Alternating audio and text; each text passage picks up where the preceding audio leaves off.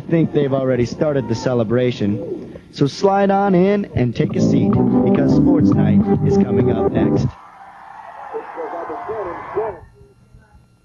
Good evening and welcome to Sports Night. I'm Paul Yeager. That is how this thing called Sports Night began back in the fall of 1997. Good evening. Thanks for joining us for this special edition of Sports Night, our celebration of this program's 150th episode.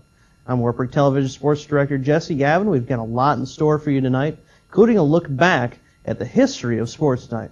We'll also bring you some of the favorite moments of our anchor alumni.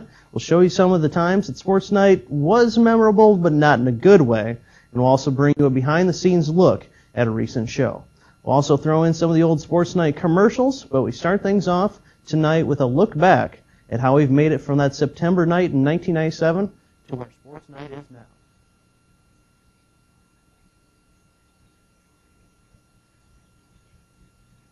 Back in the early days of Wartburg Television, programming was not as consistent as it is now.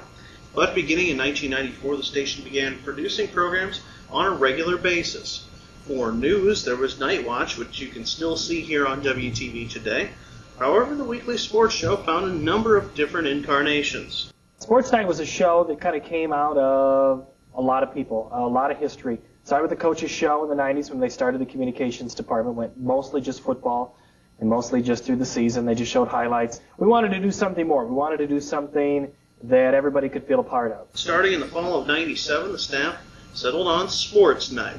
Greg Berry, Gage Butterbrodt, Brian Vandenberg, and myself, I kind of said, guys, it's our challenge. We're going to get to as many sports as we can. We're still going to do a lot on football. We can make a football highlight video at the end, but anytime there was something at home, we tried to go to, sometimes road games if it worked out. We even tried covering some Waverly Shell Rock games. That gave us another outlet because we knew some people in the community were actually watching us, and so that's what we were trying to do.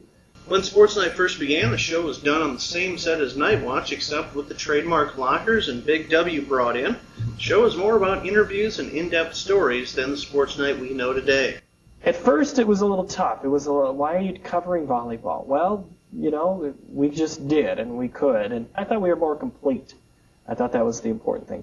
In the fall of 98, AstroTurf was added to the set to add color. A year later, following the graduation of Butterbrodt, Berry, and Busta, it was time for Sports Night to reload. Among the group that took over the reins were the class of 2001 members Sarah Thompson, Jim Marlin, and Aaron Buzza. I think the transition was pretty easy, actually, because they tried to involve younger people as they were able to do it. Greg put Jim Marlin and myself on as sophomores in one of the more embarrassing TV things I've ever seen. But there was one holdover from the old days, Jim Licko, who would graduate in the spring of 2000. Everybody's different, and it was different, but it was a good different. I mean, just like any other time you're switching jobs or meeting new people, you're working in a different environment and you do different things different ways, but everybody seemed to have a good time with it. Buzza and Marlon were just as fun to work with as everybody else, and it just had a good time. Buzza, Licko, and company made a few minor changes to the show when they took over.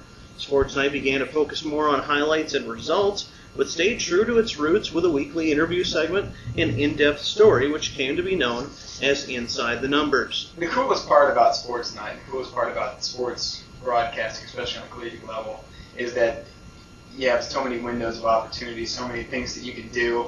You can watch ESPN and take some things off there and say, hey, I want to do that. I think that you can talk to an athlete, talk to a coach, talk about a situation, but then to actually put yourself into that situation can mean a lot more to the audience also. Another feature of the show that began in the fall of 99 was the Sports Night Special Edition. In November of that year, the Sports Night crew put together a show devoted to the big football game between Wartburg and Central. Counting the show you're watching right now, there have been 5 special editions of Sports Night, each highlighting its own event. Thanks for joining us, Andy Pollack, here on a very special edition of Sports Night devoted entirely to the national champion Wartburg wrestling team. These are the fun shows to do. The Sports Night cast of characters reached its highest point during this era, as the show's stable of anchors grew to its largest point. And I think, people who came after us also were able to be involved early. You know, we tried to bring Matt Nelson in as early as possible just so the transition could be smooth. And we also tried to do a few things to go beyond what they had done, and I think we were able to do that too. With the graduation of many of those anchors in 2001, it was time again for the passing of the SportsKnight torch. Matt Nelson took over as sports director and, as his first order of business, added gray carpeting to the SportsKnight set and painted the lockers black. As was the case in 97 and 99, it was a group of juniors that took the leadership of the show. In 2001, Nelson, Andy Pollock, Susan Thompson, and Crystal Buzza became the main anchors of the show, although they would get help from others filling in on spot duty. There were so many conference championships as well as national championships that were won, and we had the opportunity to cover those, and that was just, it was great. It made our job very easy with all of the winning ways that the Wartburg athletics programs had during my time at Wartburg.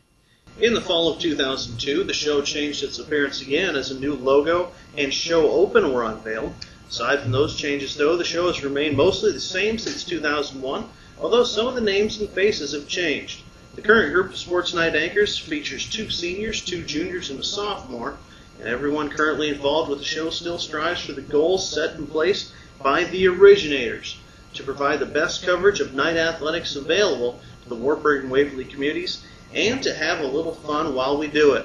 It was a great group of people, and I'm very proud and always have great fond memories of what we did at TV13 and Wartburg Television during that time, and I'm glad to hear that it's still going on.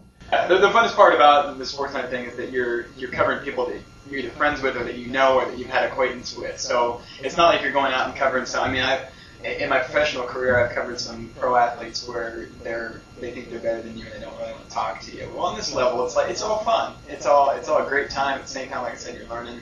The athletes have fun with it. They like to see themselves on TV and making a fool of themselves. And most of the time, it was Buzz making a fool of himself. But you know, I think we just tried to make sure that people knew that we were being serious, but at the same time not taking ourselves and the show too seriously.